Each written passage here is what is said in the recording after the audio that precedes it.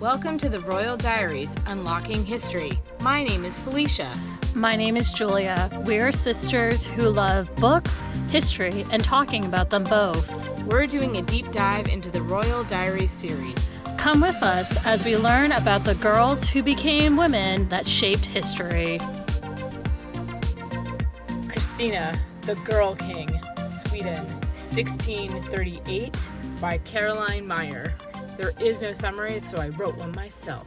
Kristina, the future ruler of Sweden, is raised to be a model prince while confronting the divided loyalties of her mother, Maria Eleonora, and her regent council. Do you remember reading this book? You know, I remember you having that book, me asking to go and read it, and then you never actually lent that one to me. And then I read it. I think you were away. I don't know where you were. You're probably at like a friend's house. I don't know. I think I kind of like blacked it out, which now in rereading this book, I kind of remember why I blacked it out. So this one came out in 2003. So I think now I was fading into I'm collecting them because I'm like, oh, a new one's coming out and I want to build the collection, as opposed to, oh, I'm really excited to read this one. Mm-hmm. So I genuinely do not remember it. And it's really funny too, because the quality of the books in terms of their preservation is getting better and better. So you can tell that this clearly wasn't one that I toted around because the gold edging hasn't rubbed off and like it hasn't been dinged in the corners. So I genuinely don't remember this one. Fair enough. Honest. I mean, I remember you having it at that time. Yeah. So what were your thoughts upon rereading this book? Sorry, fam, to anybody who's a fan of Kristina, Sweden. It's not that it's a bad book. No. There's a difference between being like, I think that this is actually a very well-written book. Yeah. I just find her insufferable. Like her as a person, character, versus in the book, the plot is pretty good. It's very intriguey, and it is true. What I was said in my made-up summary about divided loyalties between her mother and the Regency Council and all these people who have big plans for her life. Yes. Kind of thing. So in that respect, it's really well done. And then I remember how I heard about King Kristina and I thought, oh, that's really cool how she was called king, you know, instead of just being a queen. And that whole thing where we've talked about it before, how the title of king and queen wasn't like a gendered thing. Queen literally meant you are married to king. And if you are the main ruler, you are just the king. Jadwiga of Poland already did it and did it better because from the sounds of it, she was not like this at all. She was not like Kristina at all. And then also for me, it's more like the phrase "don't meet your heroes." Yeah. That's what Kristina is to me, because I remember thinking, oh great, anytime there was more of a tomboy-esque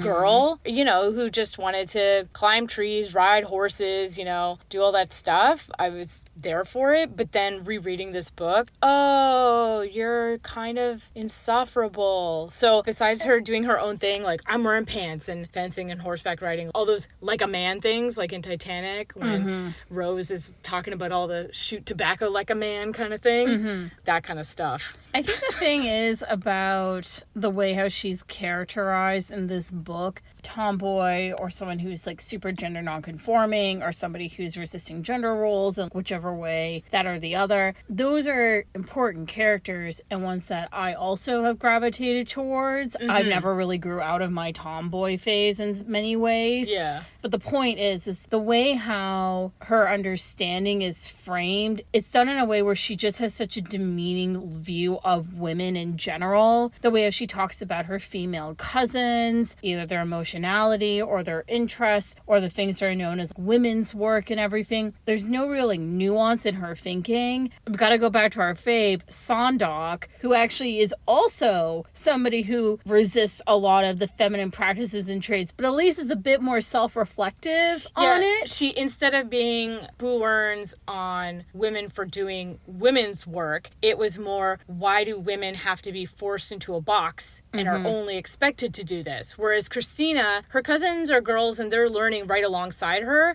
but she seems to think that they're all morons because they're girls. Yeah. But they're studying alongside of her. Kristina was undoubtedly much smarter on average than I think anybody everybody, regardless of their sex. But the thing is, though, is that it's a clear delineation of how she goes and she assigns, and she's really internalized the values of certain activities and certain interests over others. She's playing into that idea of men are superior, women are inferior, therefore everything that men do is more superior than what women do. So I want to be not inferior, so I'm going to champion and appreciate and really cling to more masculine things. Generally speaking, scientifically and intellectually and all these other classifications of study, everybody was saying women are basically inferior copies of men. That was the prevailing thought throughout religion, through science, like all that stuff. Yes. So obviously you do not want to be grouped into that group.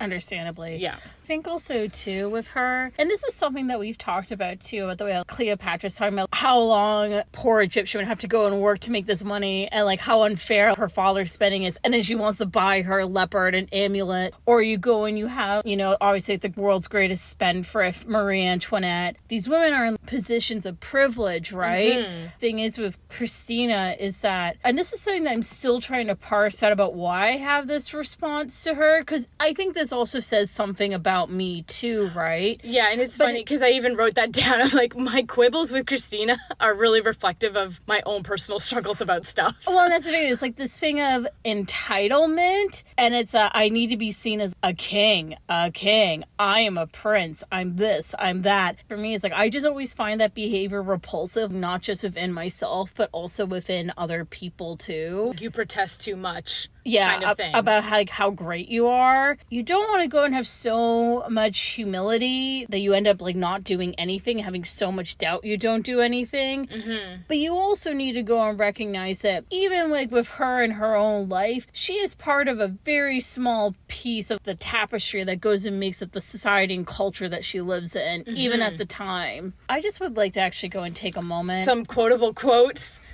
Honestly, I initially was going to go and have way more sticky notes, but then I realized if I did a sticky note every time there was a not like other girls thing, there'd be a lot of sticky notes. Every single page, fam. She's going and talking about after her father died and she was presented to their version of the parliament. And then this is what one of the peers says. I say, let her be our queen. The peasant bent his stiff old knees and knelt at my feet, and I was acclaimed. I did not think it was necessary to correct him. King, underlined, the one who rules. And then we have to remind him, I'm not just some foolish girl he can easily dismiss. I am his king, once again underlined. For a moment, I thought it was the same woman who wrote the Victoria book because she also used underline to great effect. Well, it's because Victoria in IRL aggressively underlined shit. It's true. I guess Christina must have aggressively underlined. The female cousins naturally prefer to stay close to the stove with their needles and threads and gossip. And this isn't going to talk about she's now going to go off riding with her male cousins. And it's just like, okay, cool. I guess. It's just full of stuff like that too. And her dunking on her female cousins. Her cousin trying to learn Latin, but struggling. I'm like, it's goddamn Latin. What do you expect? This is where I feel like a lot of people potentially who have just sort of known very high level cliff notes, that's fine and that works for them. But seriously, I'm like, if you read this little royal diary, you really get a glimpse into who this person was, which was very surprising for me when I was reading and doing more research. I thought, is she really like this? No, she really was like this. I definitely watched The Girl King with Sarah Gadon because I love Sarah Gadon. Yeah. I also, in that film, was like, she really like this? The way she was characterized was in everyone was like, Sarah, why are you trying to date this woman? She's terrible. But, you know, it's interesting because they do mention how she, in this book, she meets Ebba. Mm-hmm. And I was thinking, I wonder what this is going to be like because they have, like, very close, intimate friendship relationship. I'm not saying whatever. But it was just interesting because in this book, I thought,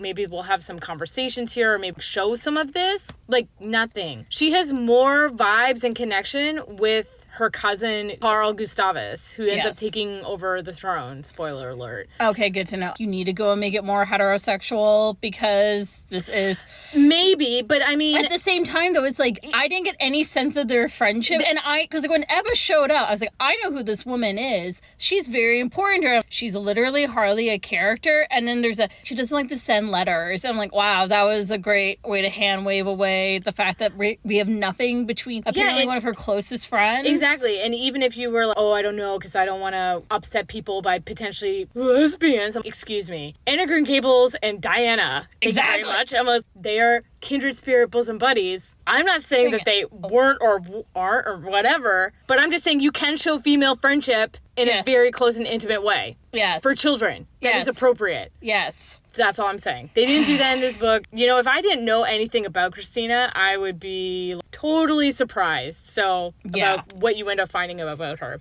Let's find out about her. Let's not circle trash this book again. Like, we've done that quite a bit. I don't want to be those people. So anyways, but then there's also, you know, the other thing that for Kristina is the fabulous Greta Garbo playing her in the film in the 1930s pre-code, which is totally not historically accurate. However, if you are going to get someone to be Kristina, you have to get a Swede. You have to get a power bisexual. Greta Garbo kills it in that. The first time I heard of the Greta Garbo Queen Kristina film was because we had to read the opening chapter from Terry Castle's The Apparitional Lesbian, which is like the ghosting of Greta Garbo, which is a great read. I recommend everybody just go and read The Apparitional Lesbian, but then I was, all right, I know what I'm this evening. It's funny because I totally found it because of watching the Celluloid Closet documentary, because you know me, I just like watching stuff like that and crying. I know. So anyways, that's how I was like, oh, this is amazing how they showed her actually being strolling around in her pants and kissing Ebba, like straight up. So that was pretty amazing. But I don't want to sideline this because it is true that Kristina is an important historical figure to a lot of people in the LGBTQ movement. But it's also important to expand our scope of history and understanding to include people who have been marginalized or sidelined is a way that people can say, look, we were always here, you know? Mm-hmm. Yeah. But Kristina's very different because she was never demoted in power and position because of her sex or sexuality. In fact, she's a great example of how privilege and the right connections, you can live any kind of life you want. It's kind of like the Duc d'Orléans, Louis XIV's the younger brother. Yeah. No one gave a crap. Yeah. And that's where it's less of a struggle if you want to go against the current, if you have money and power. Yeah.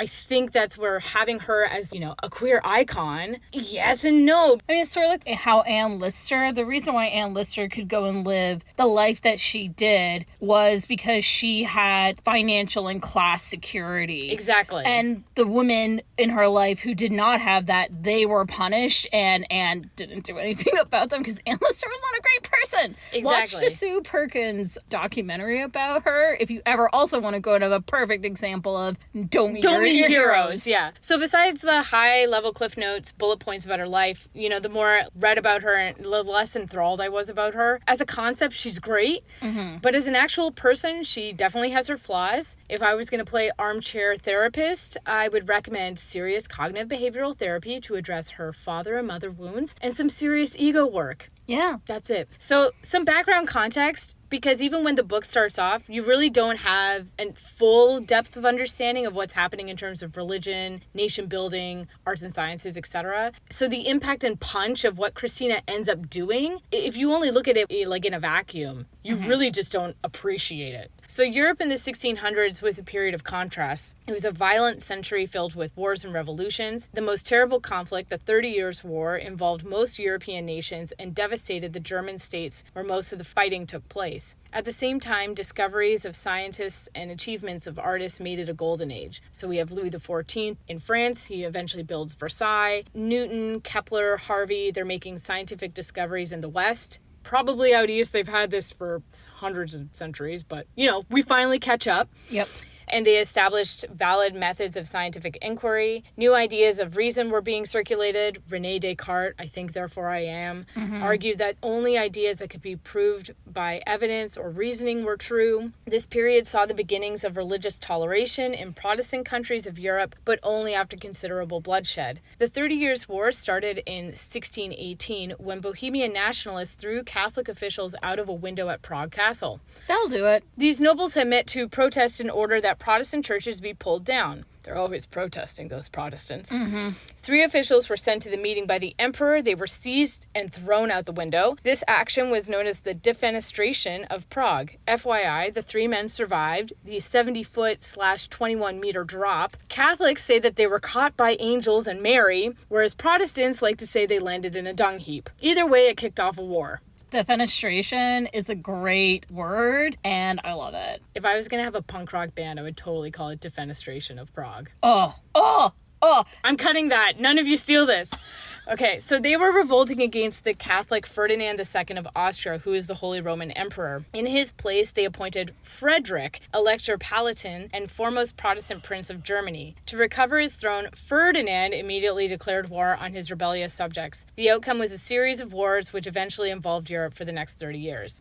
The first war ended in complete victory for Ferdinand. The Protestant army was defeated near Prague. Frederick fled, and a Catholic prince, Maximilian of Bavaria, was appointed in his place. The struggle then moved northward, led by Count Wallenstein. The emperor's army defeated the Danes and overran northern Germany. It seemed like nothing would stop Ferdinand from forcing all of Germany to become Catholic until in 1630, Gustavus Adolphus of Sweden, is Christina's dad, entered the war on the Protestant side. He became the king of Sweden in 1611 when he was 17 years old, but he was going to become Sweden's greatest king. Gustavus was a marvel of Europe. He was a devout Protestant, and in an age when most princes learned little more than dancing and royal manners, he spoke German, Latin, Dutch, French, Italian, and could understand several other languages. So that's where she gets the knack for languages. Probably. So Sweden's frontline army was only about 40,000 strong, but Gustavus made it the best in Europe and showed off his skills as a general. By 1629, he had defeated in succession the armies of Denmark, Russia, Poland, making Sweden a military power in Northern Europe.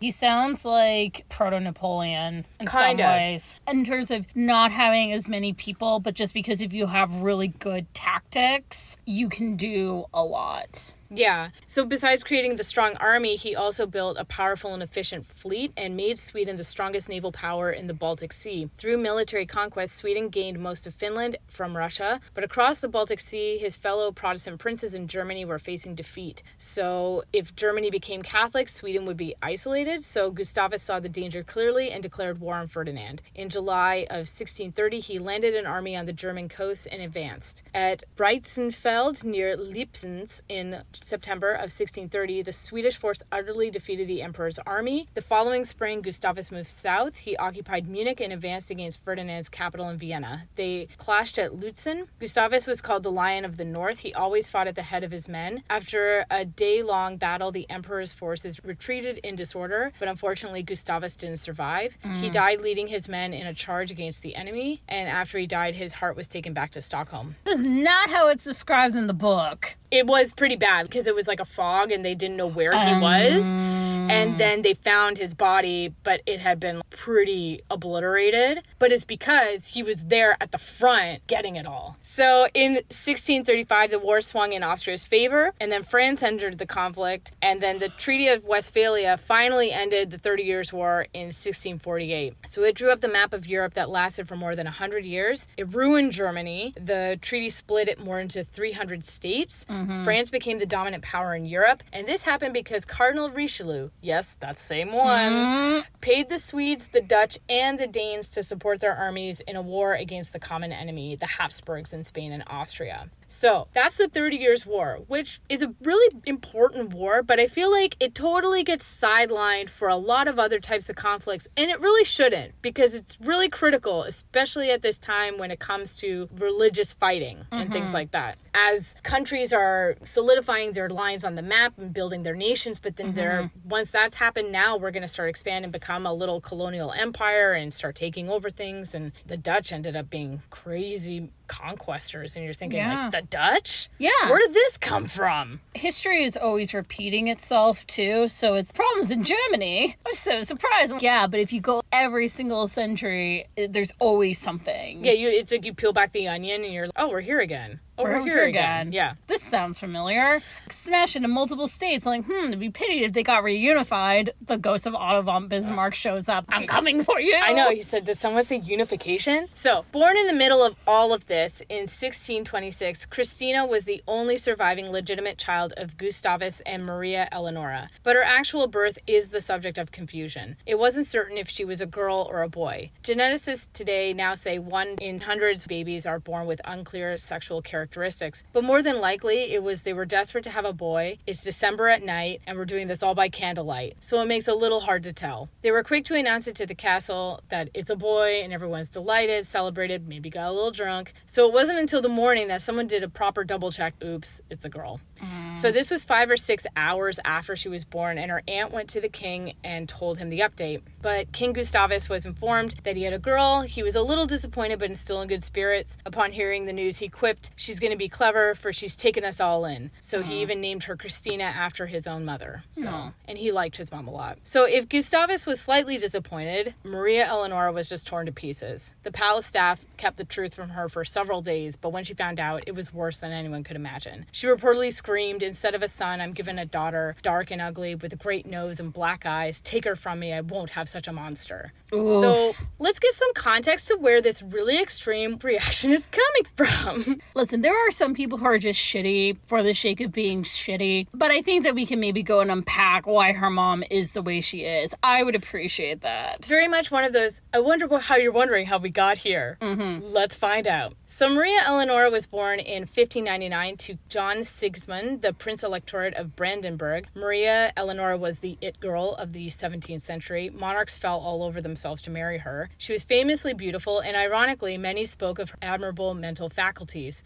Some of her most powerful suitors included William the Orange and the future King Charles I of England. Dang. So after hearing about her beauty and intelligence, 22-year-old Gustavus started to seriously woo the 17-year-old girl. The marriage competition was stiff, and he considered it a point of pride to bag the beauty. He actually swore to accept no other wife. It's her or nothing. For all of his fierce devotion, though, he actually was secretly in love with someone else. Before he was trying to win her hand, he had been begging his mother for permission to marry a noblewoman named Eva Brahe, but she wasn't up to standard. But regardless, on November 25th of 1620, Gustavus and Maria Eleonora were married at the royal castle in Stockholm. But a year after her coronation, everything changed. She suffered a miscarriage, and suddenly her jovial demeanor turned jealous, tempestuous, and even at times manic. Gustavus did have illegitimate children as well outside of the marriage. So let's just be honest. If you are trying to carry a child, you miscarry, and then you also find out that your husband has a piece on the side and is successfully making children with someone else, that's gotta crush. Yeah. So the fact is also she hated being in Sweden. She didn't like the Nordic country. It was too rustic for her luxurious tastes. It had muddy roads, dark forests, and very humble houses. And also she couldn't read or speak the language, so socially she's very isolated. Throughout her marriage, while he was away fighting wars, she was reportedly beside herself every time he left. She worshipped him and called him a hero, but he was never home. But that wasn't the least of her problems. Initially, Gustavus was very charmed by her, but then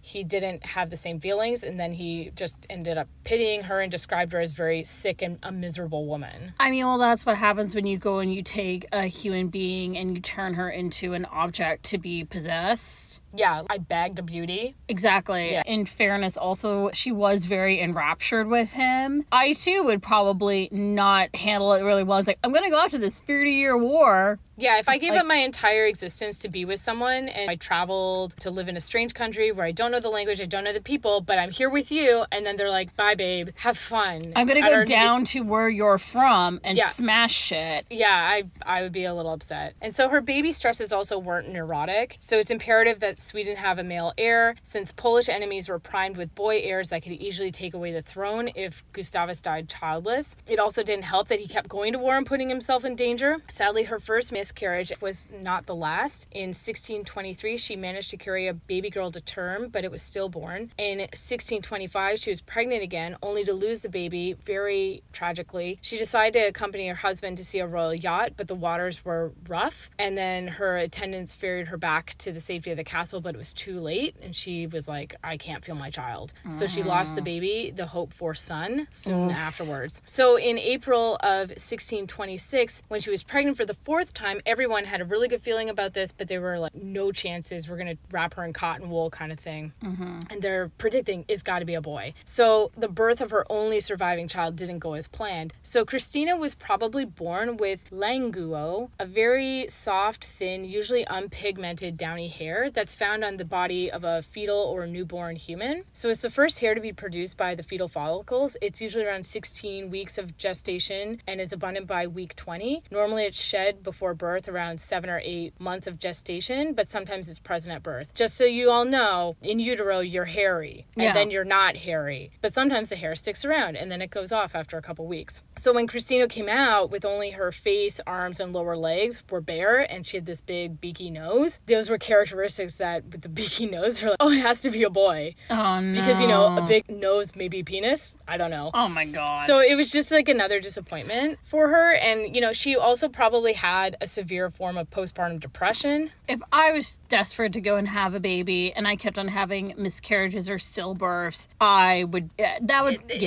Let's just say mentally taxing is putting it very lightly. Yeah. So disturbingly, Kristina was an alarmingly accident-prone baby. This is mentioned in this book too, and I even wrote it down like, what the is infanticide business happening here?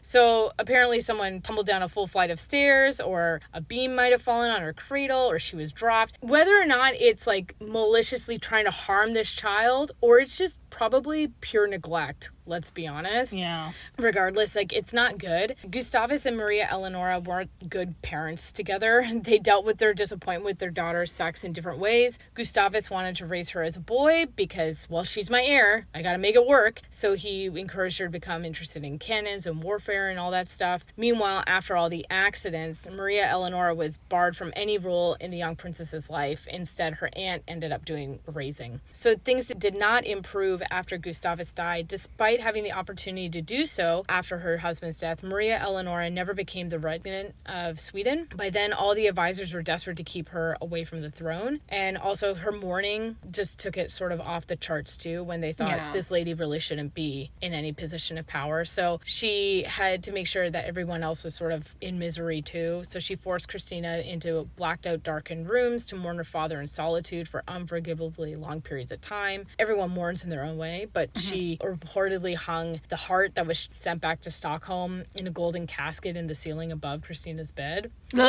She made the girl sleep underneath her father's blessed remains. The queen didn't respond well to it. She didn't want the body to be buried, and she would regularly visit it. So after 18 months, the Swedish chancellor had to step in and say, like, okay, we gotta wrap this up, lady. That would smell terrible at a certain point, too. Well, I mean, I'm hoping that the castle was cold and maybe it was like a really cold room, but you still. gotta have Sweden gets hot in the summer. Yeah, okay? I know. Even if we're in a stone castle, like, it's not a fridge, y'all. No. So, because she was so young when Gustavus passed, Kristina wasn't allowed to rule as a new monarch. At the age of 6, she was declared king, and a fierce conflict emerged regarding what was going to be done about her upbringing. After years of neglecting the daughter, Maria Eleonora stepped in to take care of her, but this flew in the face of Gustavus' will. He clearly knew it wasn't in Kristina's best interest to be with the mom, so he expressly demanded if he died, Kristina would live with her Aunt Catherine. As a child, she was vastly interested in boisterous sports and fun, including fencing, hunting, and many people would say she would be described as a tomboy. We've talked about how the word queen really meant wife of a king, and king was a political title, not a gendered one. And in the 1600s, a model ruler was male, not female, so she would be raised to act in a male world in the political field, because women were excluded from this, so there wouldn't be a way to train a woman to be a ruler in their minds. I know, which we know from previous examples, bullshit, but... Yeah. Yeah. So the 17th century was not an era of drastic changes in conditions or status of women. Women had a significant but not acknowledged role in economic and political structures through domestic activities. They were encouraged to act as counselors of the home, tempering their husbands' words and actions. Women were discouraged from directly expressing political views, counter their husbands, or to broadly condemn established systems. Nevertheless, women were able to make some of their private views public through the veil of religious and personal writings, but that's pretty much it for women. So, per her father's wishes, Kristina was given the same education a male heir would have received. The subjects included politics, history, philosophy, and religion. Kristina took to it eagerly, studying 10 hours a day without slowing down. This also could have been another way Kristina wanted to differentiate herself from her mother. Her mom wasn't a scholar. She wanted to be more like her dad. So, though she was a German princess and Swedish queen, Maria Eleonora had never even learned to write German or Swedish. So she's very ignorant. And so if that's the example of what a woman is, probably you're like, I don't want to be that. So another side effect of Kristina's full-time commitment to education was her lack of personal hygiene or presentation. She'd often wear men's shoes for the sake of convenience, dressing hastily, and she never did her hair. In fact, permanent bedhead became the trademark look in her paintings. And so she spent 3 happy years living with her Aunt Catherine, but in 1638, tragedy struck when Catherine died. And to keep her getting from too attached to one person who potentially could have control over her politically, Kristina's advisors organized it so she was under the care of several foster mothers. This decision had heartbreaking consequences. Perhaps because of this detachment-style parenting, Kristina grew up feeling distant from other women, including female courtiers. She never mentions her foster mothers by name in her memoirs, and when she refers to female courtiers, it's almost an excuse to flex her virile masculinity and compare to their delicate femininity. Yeah, we said it before, I'll say it again. Major, not like other girls syndrome, and it just seems like that just got exacerbated. Yeah, so a contemporary description of Kristina reads, all accounts agree that her large, blue, close-set eyes are beautiful, lit with intelligence and humor. They revealed pride and anger, and at a time, a penetrating stare that seems to alarm every recipient into quick submission. But their expression doesn't seem to be cold. Despite her small stature and fairly delicate build, the young queen's manners and gestures were far from feminine. She walked like a man, sat and rode like a man, could eat and swear like the roughest of a soldier. Her voice was deep and gruff, her temper warm. Her servants weren't strangers to blows and bruises. She's clever and well-read, and she liked to talk of manly things. Whenever she spoke in military action, she adopted a sort of martial pose, planting one foot in front of the other. So Kristina is doing that thing. I'm just one of the guys. Like, she's one of the guys in really hard. 2 things also. Her servants were not unfamiliar to bruises and blows? Yeah, because, that's what guys do. They just, punch on their servants, bro. Oh, gross. Disgusting. It's disgusting no matter who does it, by the way. Like, that type of behavior. No. Just basically, if you are in a position of authority and you decide to use your authority to punch someone, what's wrong with you? Second of all, if you still maintain the not like other girls, you end up becoming the cool girl. But she's like... I literally wrote that. Yeah. Kristina seems to be doing that. I'm not like other girls. I'm a cool girl kind of flex. Exactly. But it makes sense considering, like I said, women were considered to be inferior copies of men. And if you're going to have authority over a government, an army, and a country where men are calling the shots, you got to be one of the guys.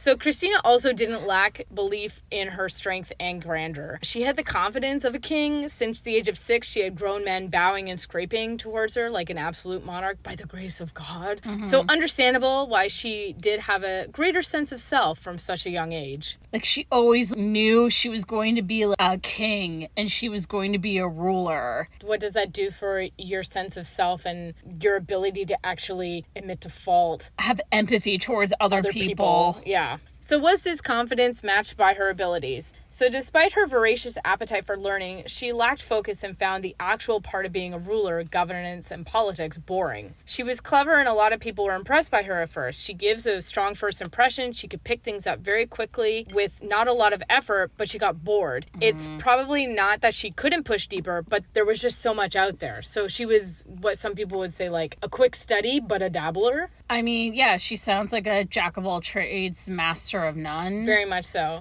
One of those gifted kids where it's, I'm so great, but then when they actually have to go and sit down and apply themselves to anything, it's like, I don't know what the fuck I'm doing. Kristina is a perfect example of why gifted and talented just is not good for kids. I don't even think we had gifted and talented in our school. These kids don't need to think more highly of themselves than they ought to. Yep. So she liked to impress people, and when she encountered people who knew more than she did on subjects, she would either push them away, or if she couldn't do that, she would try to oppose and undermine them. Governing was a problem because she had a council she had to work with, and she couldn't just demand to get things done right away, but that's how she probably would have liked to rule. She sounds like the worst type of people in a grad program. I'm sorry. No, Kristina is 100% that person at university, and this is is where I feel like that mirror of reflection, oh God, I was that person. So see, I try not to be that person, but I sometimes we all can stumble. Into we that. all can stumble. And also it's conspiracy of aesthetics, and also, why am I doing this? Like, like you see your pretentious mouth hole opening up, and you just think, I'm like, just stop talking. It's like, this point is relevant, but did you have to go to that?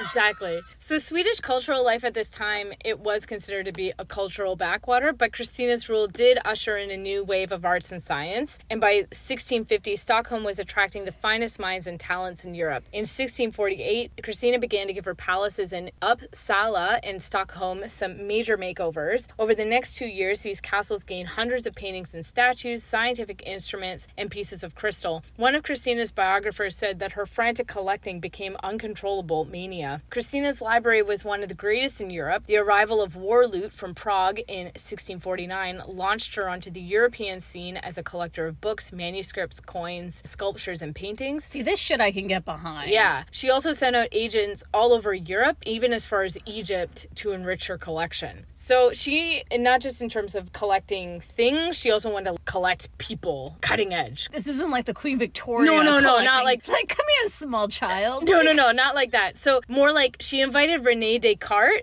to be her scholar in residence. But in a letter, he complained to Elizabeth of the Palatine, his former pupil and philosopher in her own right, that instead of discussing philosophy with him, Kristina just wanted to look at ancient books and literary studies, learning Greek, aka things that interested her, versus talking with Descartes about dualistic metaphysics, which was the whole point of inviting Descartes to your house. So he felt snubbed and undermined. And on top of this, he caught a cold because of the terrible weather, because it was in Sweden. And 4 months later, he was dead. She killed Descartes! So I literally wrote, I'm not saying Kristina killed one of the fathers of modern philosophy by being a shitty university student, but she kind of did. Oh my God, this was a plot twist I was not anticipating.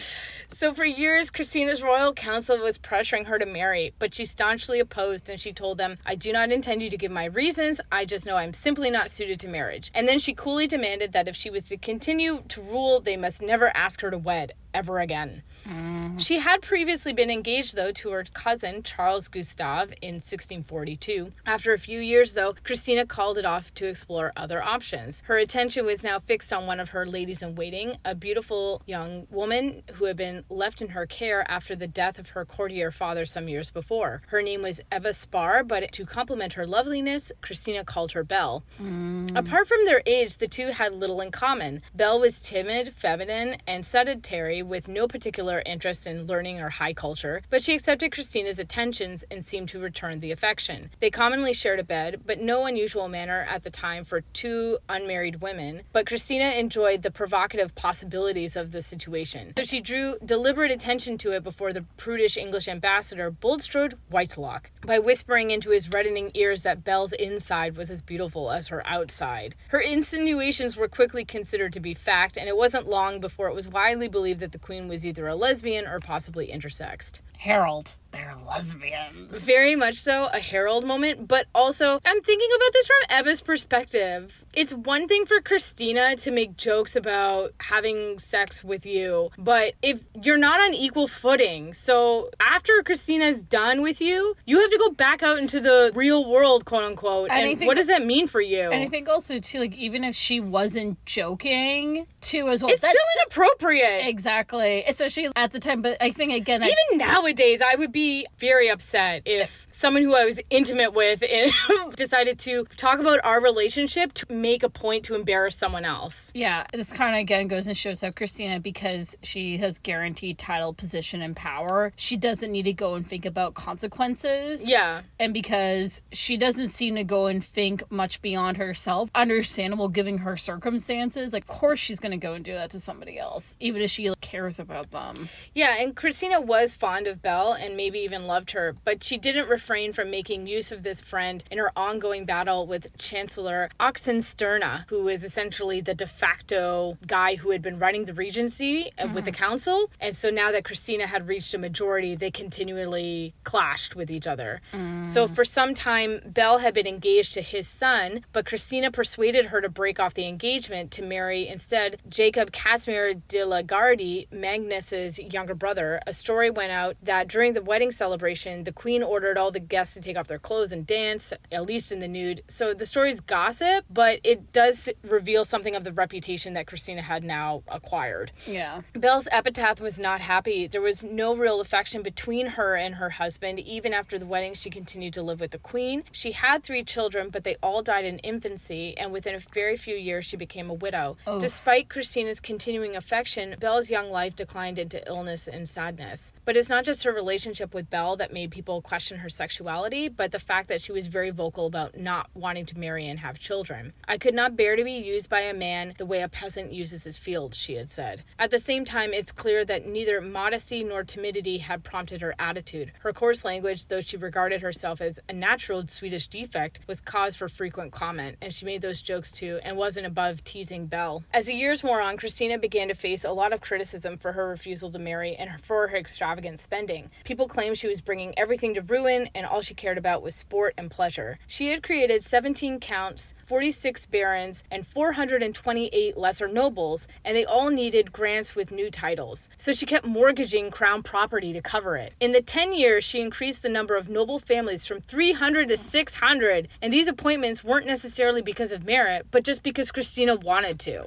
She sounds like a female Henry VIII, and so he's in the poor money management type of way. Yeah. So also, if you're wondering about the person who said that she cares for nothing but pleasure or sport, that was Arnold Johann Maecenas. He's from a line of shit disturbers, and he was very loud in his objections to the policies of the chancellor during Kristina's regency when she was growing up. Maecenas was arrested and put in prison. Kristina had problems with Chancellor Oxenstierna, a decorated soldier, mentor, and the boss, because he was smart and he was doing a good job of running the country while she was growing up. But like any teenage rebellion, she basically wanted to do the opposite of what he wanted to do. So when she became king and got her majority at 18, she wanted to show him who's the boss. So she frees this guy who's talking trash about the crown and gave him a pardon, gave him money, made him a noble, and made him her royal historiographer. So obviously this is a powerful and influential position. After all, the people who write history are the ones who can create it. But the problem is now Kristina's the ruler with her own right, and policies coming out of the government are hers too. And Maecenas started to object to what she was doing. And she wasn't happy about this, and she thought it was outrageous and full of ingratitude and treasonous, and she couldn't believe he had the right to criticize her, even though that's what he was originally in prison for. So she decided to arrest him for treason and execute him along with his 17-year-old son. This was a very what the hell part of her personality. Earlier thing about, oh, she's like Henry VIII because of finances. No, she's also like Henry VIII too, because she takes things very personally. Oh, God. So any slight to her authority and opinion meant big consequences. She also didn't care or understand how killing a guy and his son is bad PR. So in 1649, Kristina shocked the world by swearing her allegiance to Signal Life officially. She appointed her cousin, Charles Gustav, to take over duties when she died. Kristina said bestowing her power made her feel like God creating the first man. Like I said, ego. Yeah, Sis. I know. Oh, God. So although she admired Elizabeth I for keeping power and not marrying, she clearly didn't understand the way that Elizabeth kept that going was playing the maybe I will, maybe I won't game with her counselors until she had some critical wins under her belt, i.e. Spanish Armada defeated, and then finally we're not going to bring this up anymore. She'd been doing good shit for years. But she also was listening to the people who knew how to do the stuff. Elizabeth was smart enough to know that she had her weaknesses and did not have enough ego, that she needed to be in control all the time because she saw what that did to people. And how basically if it's on you to call the shots, then good or bad, it's all on you. She understood the importance of good PR, like nobody else's business. So by the early 1650s, Kristina is starting to feel that being king of Sweden isn't all it's cracked up to be. The stress of ruling was too much for her, and she collapsed at the age of 25. Some historians suspected she had a nervous breakdown. A cure wasn't found until 1652, when a French doctor recommended something pretty outrageous. Have a warm bath, eat healthy, get some sleep. Also, tone down that 10-hour-a-day work regime and try to enjoy yourself rather than studying all the time. What a concept. Yeah. Basically, 1600s self-care. This sounds like everything that I tell my students. Eat something, clean yourself, go outside, and then sleep. Exactly. Don't work all the time. Yeah. In 1652, Christina met a man who had changed the course of Swedish history forever. Antonio Macedo, the personal secretary of Portugal's ambassador. Christina and Macedo would stay up discussing philosophy and Catholicism. This wasn't a new thing for her. Ambassadors from France, Portugal, and Spain, and the Viennese Habsburg Empire all had their private chaplains, and she made a big show of how she liked to talk with them about religion and philosophy. So people noticed it, but nobody really took it seriously. Kind of like people exploring, a different religion when they're on study abroad, but are they actually going to be practicing this when they come back? Maybe, maybe not. However, she told him this is for real, and she gave him a letter, and he smuggled it out of the palace and delivered it to his superiors in Rome. Soon enough, diplomats arrived at Christina's door. Once they were inside, they revealed the truth. They were disguised Catholics who were hoping to guide her through this crisis of faith. Was this a crisis of faith, or was it the only way Christina could see getting out and closing the door on the stresses and burdens of being king? By converting from being Protestant Lutheran to Catholic, she wouldn't be allowed to rule anymore, even if she wanted to. In the Constitution write-up, it's a no Catholics rule, no take-backs. It's like the way how they have in the UK. I think it was like less than 10 years ago. If you were a Catholic, or married a Catholic, you were excluded from the line of succession. Yeah. Also, just remember why her dad died? It's because he was fighting in a religious war against Catholic nations. And she had literally just signed the Peace Treaty of Westphalia in 1648 that had ended Sweden's involvement in the 30 Years' War. So it's just like a bit extreme of a move. So for Catholics, this is an amazing coup, and screw you to the Lion of the North's daughter is just going to turn her back and come to us. After more intense discussions, Christina made up her mind. One day she would convert, and that decision would change Sweden forever. Her plan included sending valuables abroad. She shipped a choice selection of items on the vessel Fortuna from Stockholm in 1653. Tapestries, best of her library, precious paintings, a little bit of the loot. Depending on how you look on it, she potentially was stealing cultural things from Sweden for her own personal use. But she bought them, so... but it's the king's money. Where did that tapestry go? The real nice one. Are they cleaning it? Hey, I want to go and get that dead guy Renee's books. Where did they go? No. Do you know what it is? Danielle, why are there no candlesticks? I cannot eat my food. And where did the tapestries go? Oh my God, she was the baroness. She was the baroness and was accusing the servants of stealing shit, but she actually was the one stealing it. Daniel de Barbarac's actual origin story. Pretty much. So in 1654, Christina shocked the world with that gesture. She decided to abandon the throne and give it to her cousin, Charles Gustave. While the counselors urged her to reconsider, she was adamant. She said, "It is a far greater happiness to obey no one than to rule the world." When she abdicated, one of her counselors was tasked of removing the crown from her head. They did a reverse coronation. However, the man was stock still. When his time came, he couldn't bear to do his duty. Not one to wait around, Christina just took the crown off her own head. When it was all said and done, the former King Kristina of Sweden left her home country within a few days. She was only 28 years old. Let's just pause for a moment and consider everything that has come before this moment. Lots of highs, lots of lows. But seriously, talk about blowing up your life before you're 30. All right, everybody, I am taking my choice stuff and I'm never going to talk to any of you ever again. Blowing everything up. Yeah. Couldn't be me. So she was going to go for Rome, but she didn't go there right away. Of course. She spent a long time in the Spanish Netherlands before going there, a way of disguising her intentions of converting when she was in Brussels in 1655. Money and the lack of it was a problem for Christina. The independence she wanted from duty, government, and life in Sweden was melting away to reveal the bare fact that she had no money.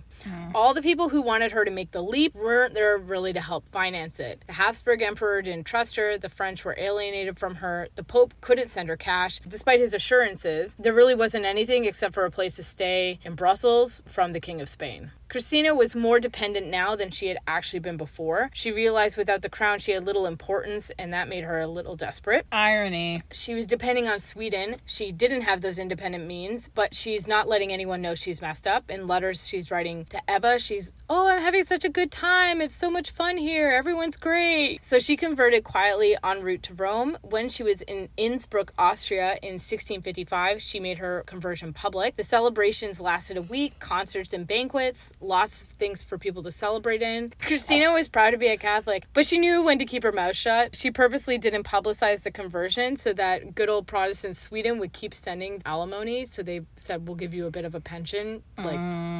She had an entourage of 250 people, and when she made it to Italy, it was a long triumph. She was celebrated by poets and musicians. They all were welcoming her. Alexander VII was elected as Pope, and he wanted to restore some of the damaged PR from the 30 Years' War. So he was like, look at this. We can all celebrate. Yay. Peace. And now we have a queen. In December 1655, she made her entry into Rome. The Pope and his officials commissioned a coach designed for her by Bernini. He even redesigned the entry point of the city in the north, the Porta de Popolo. The Pope told everyone, get out the gate. We're going to greet her. We're going to make this amazing. Catholics rule. Protestants rule kind of thing.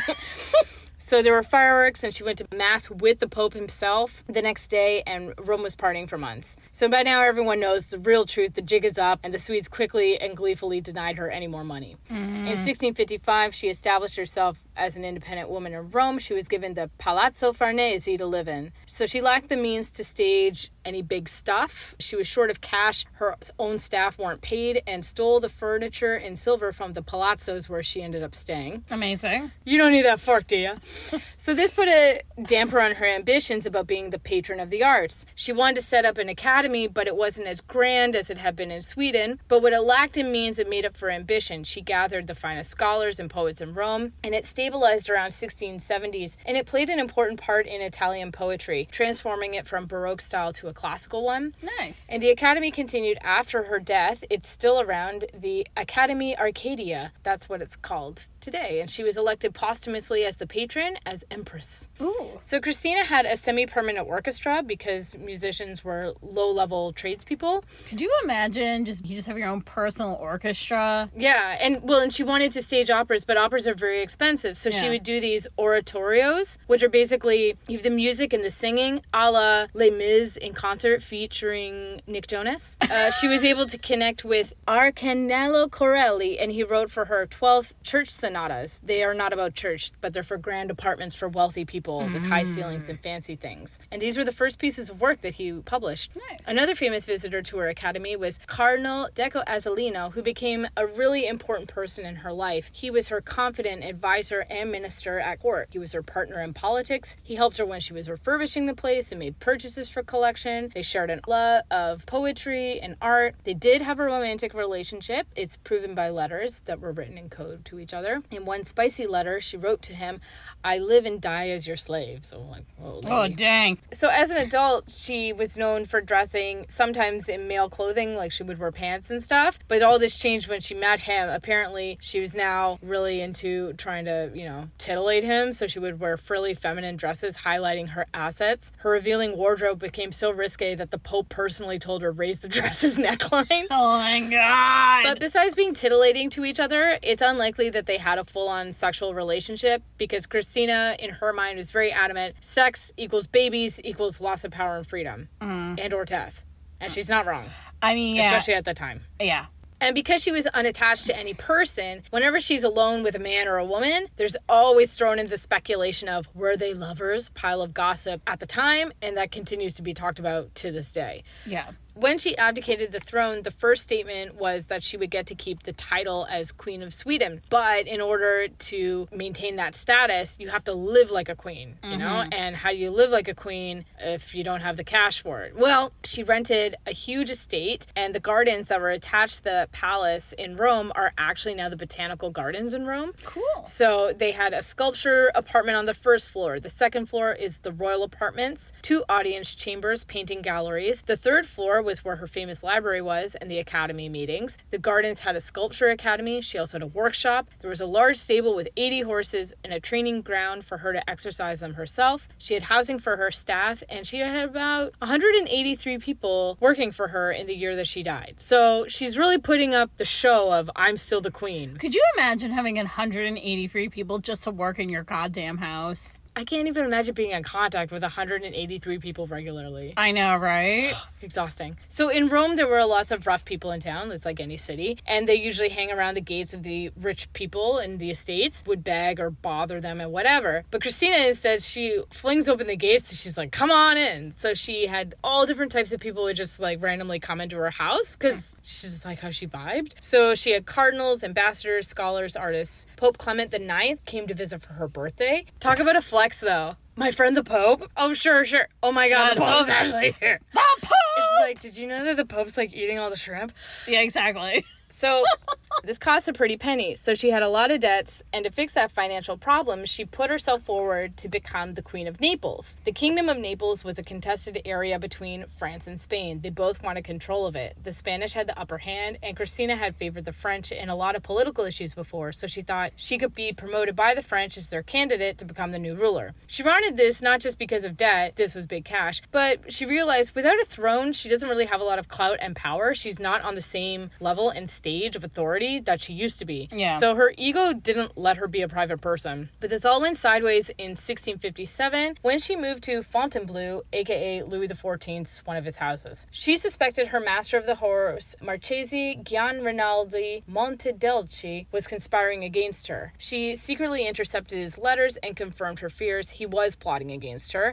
He was copying private letters and sending them to the Pope, letting him know about her plans to take the Kingdom of Naples and also her intimate activities in the bedroom. She confronted him about his deception and was shocked he not only admitted his betrayal, but admitted such a sin warranted a death sentence. He went to give his last confession only for Kristina's servants to brutally attack him. They thrust daggers into his body, and his chainmail prevented any serious wounds. They slit his throat. And this is like in Louis XIV's house. Oh my God.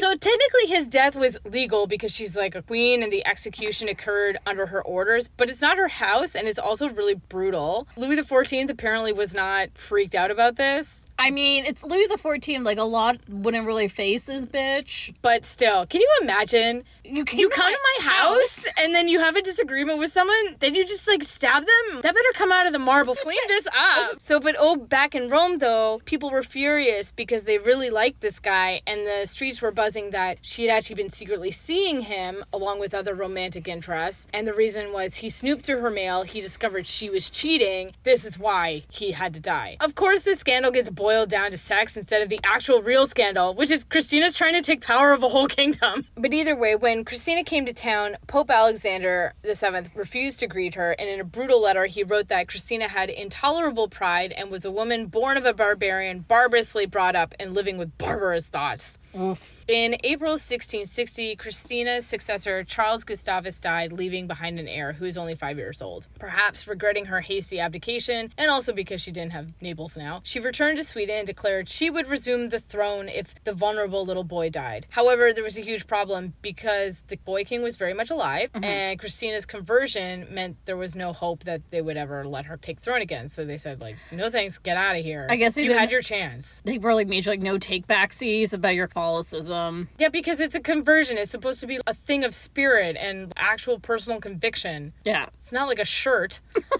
So the last 20 years of her life, she kept up her antics of being unconventional and doing her own thing. Even after the Monticelli affair was a thing of the past, Kristina never regained her clout in Rome. But she really didn't care. She continued to dress sort of outrageously, opening artsy theaters and protesting unjust treatment of religious minorities. She admonished Louis XIV for stripping French Protestants of their rights and pestered Pope Clement about outlawing chasing Jewish people during carnival season. In 1686, Kristina declared that she would personally protect Rome's Jewish population. Again, it's not clear what she was going to do about it or what her motivations were again, but at least it's a good move. Yeah, you know what that shows? Growth. I mean, it took her a little while, but we got there. We're getting there. We're on that journey. As an older woman, Kristina's style changed very little. Francois Maximilien Misson, visiting Rome in spring of 1688, wrote, "She's over 60 years of age, very small of stature, exceedingly fat and corpulent. Her complexion and voice are those of a man. She has a big nose, large blue eyes, blonde eyebrows, a double chin from little tufts of whiskers. Her upper lips protrude a little. Her hair is a light chestnut and only a palm's breadth in length. She wears it powdered, standing on end, uncombed. She's very smiling and obliging. You'd hardly believe her clothes. A man's jacket, black satin reaching to the knees, buttoned all the way up with a very short black skirt, men's shoes, and a large bow of black ribbons instead of a cravat, and a bell drawn tightly under the stomach, revealing its rotundity all too well. So Kristina struggled with serious illness in the last months of her life. Aside from diabetes, she also contracted pneumonia in the aftermath of a bacterial infection. Ooh. She died in Rome on the 19th of April, 1689, at the age of 62. She wanted a simple burial, but the ceremony around her death was another spectacle. 4 days her embalmed body was exposed, and the Palazzo Romaldo, while half of Rome and the people of the countryside filed in to see the body, to see the Queen of Rome. She was then carried to the Church of St. Maria, and the next day her Requiem Mass was said, and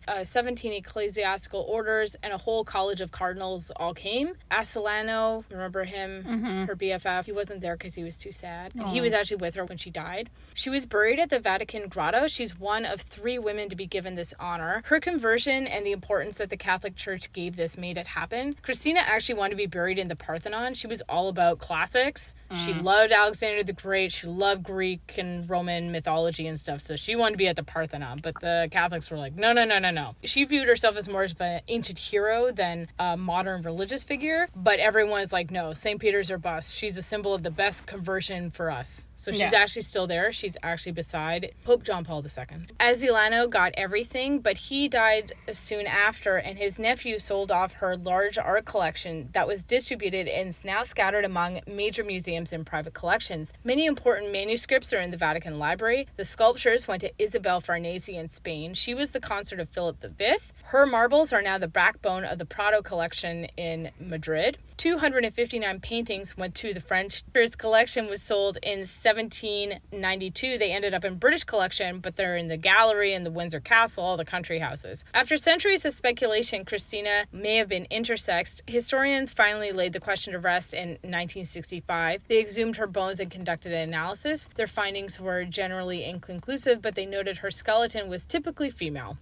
So Kristina's been appropriated by a lot of movements as a symbol. She is, as today, a symbol for being unconventional, a symbol for people who dare to be different, and for people who are different whether they want to be or not. She's a queer icon, and maybe for some bisexuals, lesbians, or trans people, but I would say not for feminists. In her words, she considered being a woman a great defect, and frankly, that's a lot of internalized misogyny towards herself and basically all women. Yeah. But her exuberance and irrepressibility keep people interested in her. No one is untouched by encountering her, and it's the same thing today. She's a captivating person, and you can't pretend not to notice her. Everyone usually wants to focus on the sensational stuff. Who does she go to bed with? How her clothing and manners indicate her gender or sexuality? When really, it's her patronage of the arts and that legacy that could be examined and celebrated more. I also think that when people pedestal Kristina, they're not considering how she's an example of the cost and consequences when an individual's needs and wants become so central to their existence that they forget there are other people who get impacted, and they don't account for that real cost. When she became king, Kristina sought to turn Stockholm into the Athens of the North. Many people responded by calling her the Minerva of the North. Minerva is the goddess of wisdom. Wisdom's the ability to discern or judge what's true, right, or lasting. Knowledge, on the other hand, is information gained through experience, reasoning, or acquaintance. Knowledge can exist without wisdom, but not the other way around. One could be knowledgeable without being wise. Knowledge is knowing you have power. Wisdom is knowing when and how to use it and when to rein it in. I don't think it's incorrect to say that for all her learnings and knowledge, wisdom was a quality that Kristina lacked. It's unfortunate that at many points in her life, Kristina didn't think beyond herself and her personal desires and ambitions. So as much as I admire her for doing her own thing, I probably would admire her more if it was more measured, balanced, and thoughtful. As Taylor Swift said,